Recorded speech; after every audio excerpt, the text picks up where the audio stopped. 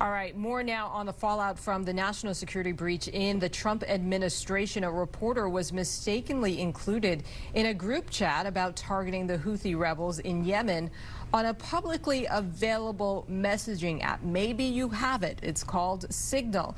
He says the texts among top officials included details about the war plan. Joining us now is JJ Green, national security correspondent with our news partner WTOP. JJ, let's listen to an exchange with Senator Mark Warner of Virginia at today's hearing with the country's top intelligence officials, and then talk on the other side.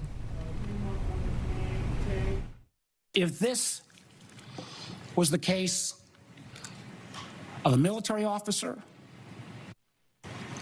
or an intelligence officer and they had this kind of behavior, they would be fired. All right, so let's pick it up right there. JJ, we know Warner has called for Defense Secretary Pete Hegseth and National Security Advisor Mike Waltz, the one who set up this group chat, to resign. Right now, it doesn't look like that is even close to happening. What's your take, big picture, on this situation? And I also want to hear from you on this. What is the protocol when it comes to communicating about military operations? Well, first things first, this is a staggering situation because, you know, every expert that I know and person that I've spoken to about this who's been involved in the national security world for the last, 40, 50 years have told me that they have never seen or heard anything like this, in part because, one, these conversations were being held on a commercially available chat app. There were something like 18 people involved in this. There were discussions about targets, about weapons, about timing, and, you know, that many think is classified. It shouldn't be done on that platform. Then you have people like Steve Witkoff, who is the president's special envoy, I think was in Moscow at the time. There's this question about when you go to a foreign country, you automatically know when you hit their airspace, you're on their telecom system, and they can pretty much peek at your phone and do whatever you want to do. But the big question is, how was the decision made to do this, and why was it okay? You know, and in terms of the protocols here, you know, there's something called JWICS, the Joint Worldwide Intelligence Communication System, that is basically the Fort Knox of intelligence national security communication systems. It was available. Why didn't they use that?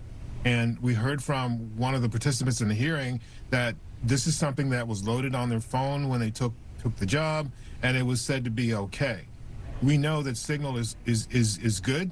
It's end-to-end encrypted, but we know that it's not foolproof. And it's certainly not something on the level of a U.S. national security communication system.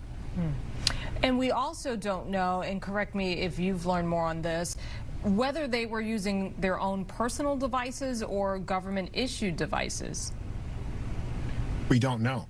And I would imagine, hearing what CIA Director John Ratcliffe said today in the Senate hearing, that they were using their personal devices because this device, he said, was loaded with Signal.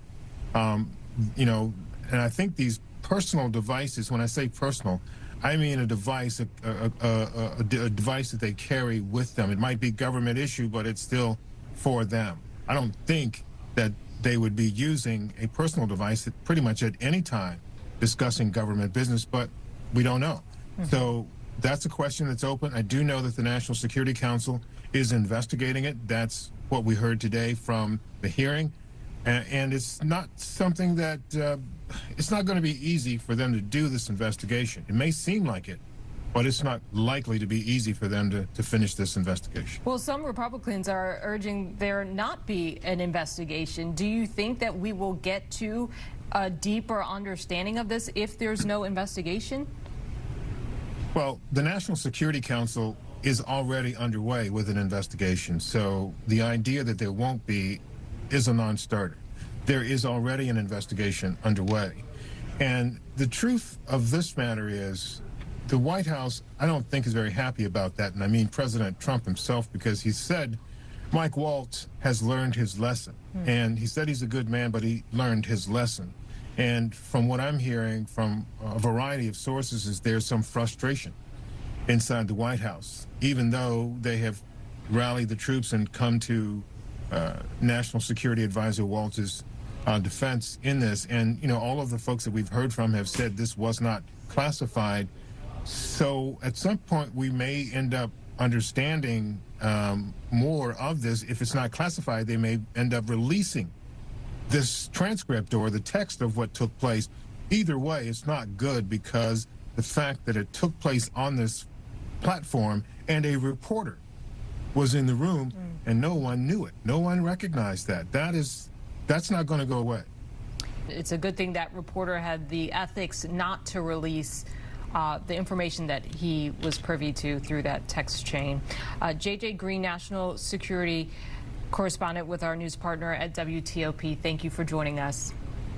Thank you again for having me. For sure.